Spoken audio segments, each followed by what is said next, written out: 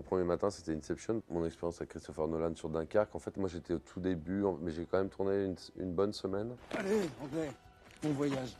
J'ai été fasciné surtout par ce metteur en scène qui, avec tant d'argent, travaille sans combo. Donc, c'est-à-dire qu'il est collé à son caméraman, et qui donc on tournait en 70 mm. Il n'est pas du tout derrière un écran, sous une tente, en train de vérifier ce qui se passe. Il est vraiment dans l'action, collé à nous en fait, parce qu'il veut être pratiquement dans l'œil de la caméra. Donc il est en permanence avec nous et je me rappelle d'un homme avec un grand manteau noir, un thermos de café dans une poche, un scénar dans l'autre.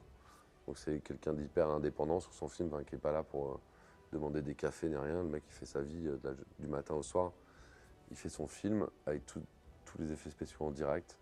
Donc toutes les explosions, les impacts, enfin tout est fait en direct. On tournait les jours historiques à la même heure pour avoir la même lumière. Et quand on a tourné, on était à Dunkerque. Et le premier matin où je suis parti avec l'équipe pour aller tourner, il y a un espèce de pont à Dunkerque qui est un pont qui se lève. Et en fait, mon premier matin, c'était Inception parce que j'étais en voiture avec une route, avec des bandes blanches comme ça qui étaient dressées vers le ciel. Un souvenir en tout cas d'une équipe avec un travail très artisanal en fait. Et moi, c'est ce que j'aime dans le cinéma, c'est des ateliers de confection de costumes sur mesure avec des tissus d'époque. Enfin, une vraie joie quand on travaille sur un film comme ça.